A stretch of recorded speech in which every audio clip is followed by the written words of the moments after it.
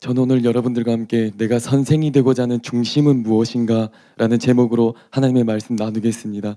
본문 말씀은 야고보서 3장 1절입니다. 내 형제들아, 너희는 선생된 우리가 더 큰 심판을 받을 줄 알고 선생이만이 되지 말라. 여러분, 오늘 본문 말씀은 매우 무시무시한 말씀이지요. 선생된 자들에게 하나님의 더 큰 심판이 예비되어 있다고 말합니다. 저는 이 말씀을 신학교 복학하기 전에 주님께 받았습니다. 늦은 밤 시간으로 기억되는데 이때 주님 앞에 깊이 엎드렸습니다. 이 말씀이 실제적으로 제 심령 속에 들어오니 탄식에 탄식을 거듭할 수밖에 없었습니다. 저는 두 가지 때문에 엎드렸습니다. 하나는 나는 말로써 주의 말씀을 전하는 자인데 내가 어리석어서 열심히 가르치되 그리고 열심히 죄를 꾸짖되 내가 그 말씀대로 살지 않으며 어떡하나 주님 저를 긍휼히 여기소서 하며 엎드렸습니다. 또 하나는 이것입니다. 제 부르심을 달아보기 위해서였습니다. 누가 나를 부르셨나? 나의 부르심이 누구를 위해 성취되어야 하는가? 하나님이 아니신가? 그런데 혹 나는 내가 선생이 되고자 함이 내가 영광을 얻기 위한 것은 아니었는가 살펴보았습니다. 여러분, LAB 주석에서는 이 본문 말씀의 배경에 대해서 이렇게 말합니다. 야고보는 사람들이 속히 선생이 되려고 하지 말아야 한다고 가르쳤다. 독자들 가운데 많은 이가 공동체 안에서 선생이라는 명성을 얻을 수 있는 자리를 갈망하고 있었다. 선생이 된다는 것이 왜 그렇게 매력적이었는가? 랍비나 선생이 된다는 것은 유대 아이들에게는 가장 최고의 소명이었다. 초기 교회에서 선생은 큰 영향력과 지위를 확보하고 있었다. 연이어서 이렇게 말합니다. 설교자나 권세자로서 주목을 받고자 하는 욕망은 지금처럼 그때도 문제였다. 선생이 되고자 했던 이들의 주요 동기가 바로 주목받고자 하는 사회적 매력 때문이었다고 말하고 있습니다. 그러나 여러분, 우리 중 누구라도 이러해서는 안 될 것입니다. 도대체 하나님의 심판이 더 막중하다는 것에 있어서 우리는 얼마나 심각합니까? 그것이 과연 나의 관심사입니까? 아니면 나의 관심은 여전히 사역입니까? 하나님의 심판이 얼마나 더 엄중하고 맹렬하든지 상관이 없었고 안중에도 없었고 여전히 내가 원하는 그 길로만 가기를 고집하고 있었다면 이것은 김옥경 목사님께서 누누이 말씀하시듯이 하나님을 멸시하는 행위가 될 수도 있다는 것을 깨달아야 합니다. 하나님께서 더 엄중한 잣대로 선생들을 심판하실 것이라 말씀하시지만 안중에도 없는 거예요. 개의치 않는 거예요. 그저 내가 좋아 보이는 것만을 따라가고 있는 것입니다. 그러나 그 엄중함을 진짜 깨닫는다면 자신의 중심을 살피게 될 것입니다. 그렇다면 여러분의 선생이 되고자 하는 중심은 무엇입니까? 자신의 중심을 철저히 살피지 않고 지나간다면 어쩌면 우리는 열심히 사역은 할 수 있을지는 몰라도 하나님과는 상관이 없는 사역이 되고 말 것입니다. 그러므로 선생이 되고자 하는 이들의 중심은 어떠해야 하는지 다 같이 살펴보기를 원합니다. 첫 번째로 선생이 되고자 하는 자들의 중심은 오직 하나님으로만 가득해야 합니다. 여러분, 내가 선생이 되고자 하는 것은 오직 나를 부르신 하나님의 뜻을 온전히 이루어드리고 하나님을 기쁘시게 함입니까? 나는 없고 오직 하나님만 있는 삶입니까? 그렇다면 나는 사람의 영광이 아니라 하나님께서 주시는 참된 영광만을 바랄 것입니다. 그러나 예수님 당시 선생이며 랍비라 불리는 자들이었던 서기관들과 바리새인들은 하나님께서 주시는 영광에는 관심이 없었지요. 다음 말씀에 잘 나와 있습니다. 요한복음 5장 44절입니다. 너희가 서로 영광을 취하고 유일하신 하나님께로부터 오는 영광은 구하지 아니하니 어찌하여 나를 믿을 수 있느냐? 또한 그 전전 구절에 보면 예수님께서는 이렇게 말씀하셨습니다. 나는 사람에게서 영광을 취하지 아니하노라. 다만 하나님을 사랑하는 것이 너희 속에 없음을 알았노라. 여러분, 이것이 무엇을 보여줍니까? 바로 사람의 영광을 취하는 것은 하나님을 사랑하는 것과는 반대된다는 것을 말해주고 있는 것입니다. 하나님이 그 속에 없다는 거예요. 그 사람의 관심이 하나님이 아니라는 거예요. 하나님을 사랑하지 않고 있기 때문에 결국에는 그분의 인정을 원하지도 않는다는 것입니다. 이것은 입술로는 하나님을 사랑한다고 고백할 수 있을지는 몰라도 그 속에 하나님을 사랑함이 없는 것입니다. 주님께서 이들에게 탄식하며 말씀하십니다. 마가복음 7장 6절에 이르시되 이사야가 너희 외식하는 자에 대하여 잘 예언하였도다. 기록하였으되 이 백성이 입술로는 나를 공경하되 마음은 내게서 멀도다. 정확히 표현한 구절입니다. 입술로는 하나님을 사랑하고 하나님을 공경한다고 하지만은 그 마음은 아니라는 거예요. 핵심적으로 김옥겸 목사님께서 말씀하시듯이 그 본심이, 그 중심이 하나님이 아니라는 것입니다.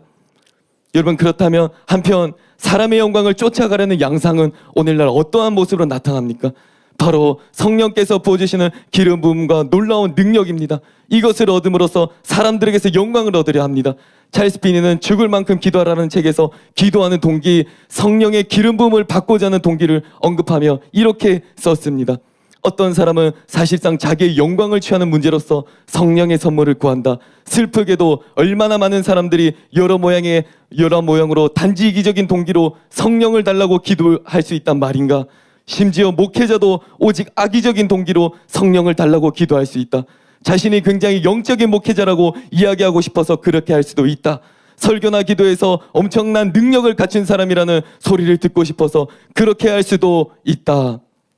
그러나 하나님이 부어주신 능력과 기름 부음은 내 것이 아니라 하나님의 것입니다.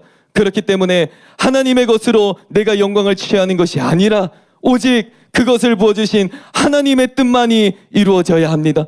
그것만이 목적이 되어야 한다는 것입니다. 그렇기 때문에 어느 한 형제님은 자신에게 기름 부음이 느껴지고 놀라운 계시의 말씀이 임할 때, 그래서 그것을 바르지 못한 동기로서 드러내고 싶은 유혹과 욕망을 느낄 때 다음의 말씀을 선포하며 물리친다고 합니다. 누가복음 4장 18절입니다.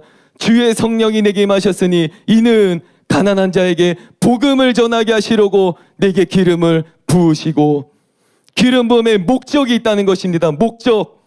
그것은 내가 뛰어나고자 함이 아니오 가난한 자들에게 복음을 전하게 하시려고 기름을 부으셨다는 것입니다. 심한 말로 너 하나 인정받으라고 주신 것이 아니고 오직 영혼들을 살리기를 원하시는 하나님의 심장, 하나님의 뜻만을 의미한다는 거예요. 그러므로 기름 부음이나 놀라운 능력이 내게 충만히 부어진다 할지라도 내가 취할 분깃은 아무것도 없고 오직 포로된 자를, 눈먼 자를, 그리고 눌린 자를 자유케 하시려는 지고지순하신 하나님 아버지의 사랑, 하나님의 뜻만이 완전히 서야 한다는 것입니다.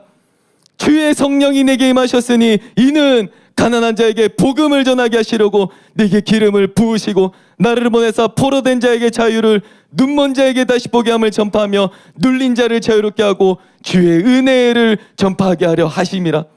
오직 하나님 한 분만으로 가득한 자들은 하나님의 마음을 헤아릴 것입니다. 교만하지 아니하고 자신이 뛰어나 영광을 취하지 않고 오직 하나님의 마음을 헤아려 하나님의 뜻만이 이루어지길 원할 것입니다. 그분의 기쁨만이 되기를 원할 것이에요. 여러분, 그리고 이것이 바로 하나님 아버지의 참 아들입니다. 아비의 마음을 헤아리는 아들. 그리고 이것이 바로 세례 요한이 말한 것처럼 신랑 되신 예수님의 진정한 친구가 되는 것입니다. 이러한 중심을 다 가지시는 자들이 다 되시길 예수님의 이름으로 축복합니다. 두 번째로, 선생이 되고자 하는 자들의 중심은 이기적이어서는 안 됩니다. 오늘날 왜 많은 교회들이 개교의 이기주의에 빠집니까?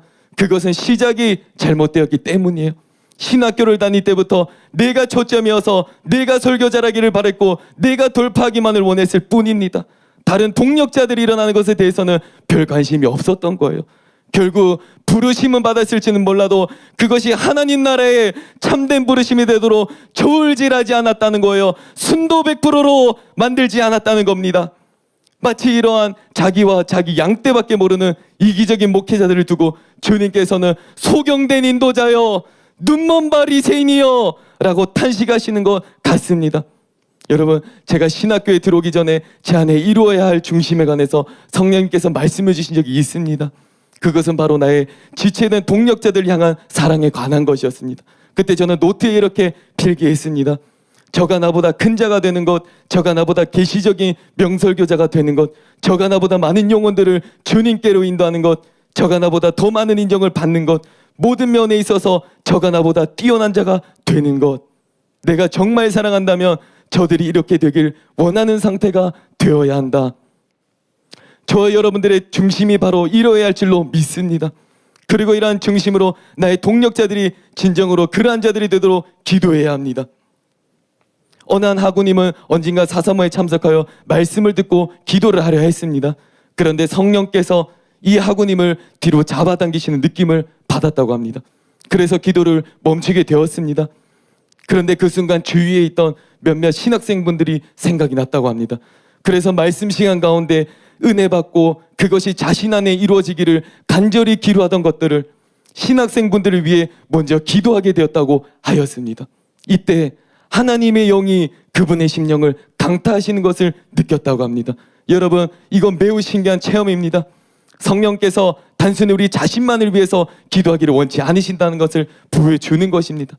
그렇다면 여러분, 우리는 왜 우리의 중심을 새롭게 하고 또한 지체들을 위해 기도를 해야 하는 것입니까? 그것은 바로 비오신부의 표현처럼 지금 또 수많은 영혼들이 겨울에 내리는 눈송이처럼 흘러내리는 강물처럼 지옥으로 떠내려가고 있기 때문입니다. 이들을 지옥의 수렁에서 건져내려면 나 혼자로는 안 된다는 거예요. 나도 일어날 뿐 아니라 저도 일어나야 한다는 것입니다. 또한 비오신부에게 임한 하나님의 통을 대면한다면 우리는 결코 이기적일 수 없습니다. 나는 그들에게를 위해 자고 싶지도 않다. 나는 그들을 위해 바다처럼 눈물을 흘리며 강물처럼 울고 싶다. 문 영혼들을 위하여 일어나야 합니다. 나뿐만 아니라 다른 지체들도 일어나야 합니다. 누가 뛰어나고 아니고는 상관이 없는 거예요. 내가 아니라 다른 지체들에게 모든 주목이 흐른다고 해도 말입니다. 문 영혼들을 향한 주님의 불타는 심장과 하나가 되어 할 줄로 믿습니다. 세 번째로, 선생이 되고자 하는 자들의 중심은 삶으로 나타나야 합니다. 중심은 바르다고 하지만 삶이 바르지 않다면 그것은 가짜입니다. 삶이 바르지 않은데 중심이 바를 수는 없는 것이에요. 우리의 바른 중심은 반드시 삶으로 나타나게 되어 있습니다. 존 라일 감독은 거룩이라는 책에서 이렇게 말했습니다. 거룩은 그리스도의 형상을 덧입는 것으로 자신의 개인적인 삶과 습관과 성품과 행실을 통해 다른 사람에게 나타내 보이는 것이다. 거룩은 삶의 행실을 통해 다른 사람에게 나타내 보이는 것이라 말합니다. 내 안에 이루어진 거룩, 내 안에 새겨진 깊은 중심들은 반드시 삶을 통해 나타내 보여져야 하는 것입니다. 여러분, 저는 언젠가 직장에서 무척이나 사랑하기 힘든 사람과 함께 오랫동안 일하게 되었습니다. 같이 일하는 시간들 속에 주님께 참으로 많이 부르짖었습니다. 나를 향한 하나님의 뜻이라면 견디겠습니다. 사랑하기 위해 몸부림치며 주 앞에 엎드렸습니다. 그러나 여러분, 저는 이것 때문에 하나님 앞에 완전히 굴복할 수밖에 없었습니다. 그것은 내가 사랑을 말하는 자가 될 것이기 때문에 저는 사랑하지 않을 수가 없었던 것입니다. 하나님은 사랑이시기 때문에 사랑하지 아니한 자는 하나님을 알지 못한다고 하였기 때문에 사랑하지 아니한 자는 하나님을 알지 못하나니 이는 하나님은 사랑이심이라. 나는 사랑이신 하나님을 전하며 설교하게 될 자였기 때문에 사랑하지 않을 수 없었던 거예요. 여러분, 이와 같이 우리는 주의 말씀을 전하려는 자로서 먼저는 나부터 그 말씀에 순종하기 위해 씨름하며 주님 앞에 나아가는 자가 되어야 할 줄로 믿습니다. 그러나 내가 전하려는 말씀에 나부터 떨지 않고 나부터 행치 않으면 우리는 외식하는 서기관들과 바리새인들보다 나은 것이 무엇입니까? 지옥의 판결을 예배에 두고 있던 그들은 가르치는 자들이었지만 가르치기만 하고 자신이 가르친 그대로 행치 아니하는 자들이었습니다. 마태복음 23장 1절에서 3절에 이에 예수께서 무리와 제자들에게 말씀하여 이르시되 서기관들과 바리새인들이 모세의 자리에 앉았으니 그러므로 무엇이든지 그들이 말하는 바는 지키되 그들이 하는 행위는 본받지 말라. 그들은 말만 하고 행하지 아니하며. 이들에 대한 주님의 엄중함이 느껴지십니까? 이러한 자들에게 주님의 심판이 있을 것입니다. 그때 내가 그들에게 밝히 말하되 내가 너희를 도무지 알지 못하나니 불법을 행하는 자들아 내게서 떠나가라 하리라.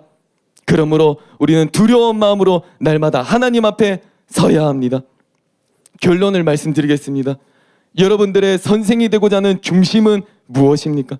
정말 하나님을 기쁘시게 해드리고 그분의 뜻을 성취시키시는 것입니까? 정말 하나님의 나라입니까? 만약에 그렇지 못한 부분들이 보인다면 우리는 울어야 할 것입니다. 우리는 주님께 간절히 부르짖어야 할 것이에요. 김옥경 목사님께서 말씀을 읽으시다가 자신 안에 하나님 말씀과 반대되는 것들을 마주하게 되셨을 때 몇 날 며칠을 하나님 앞에 엎드리며 간절히 기도했다고 하셨던 것처럼 우리도 그러한 깊이의 기도로 들어가야 합니다. 이것이 완전히 뿌리 뽑히도록 말입니다. 그냥 지나쳐서는 안 됩니다. 그렇지 않으면 나는 복음을 전한다 하지만 실제로는 복음의 대적이 될 수도 있기 때문입니다. 여러분들은 참으로 바른 중심의 사람이 되기를 원하십니까? 저는 그렇습니다. 담임 목사님 안에 부어져 있는 하나님 나라의 놀라운 중심들을 보게 되었을 때 엎드릴 수밖에 없습니다. 혹은 신학교 수업 때 중심에 관한 강의를 해주시고 나셨을 때 수업이 마치고도 자리를 뜰 수가 없었어요. 내 안에는 그것이 없었기 때문입니다. 또한 이것이 하나님이 기뻐하시는 중심이시라는 것을 알았기 때문에 저는 더 매달릴 수밖에 없었던 것입니다. 그분의 참된 기쁨이 되길 원했기 때문입니다. 여러분 모두 저희 모두 하나님 중심, 영혼 중심이 되어서 하나님 아버지를 참으로 기쁘시게 해드리는 자가 다 되시길 예수님의 이름으로 축복합니다.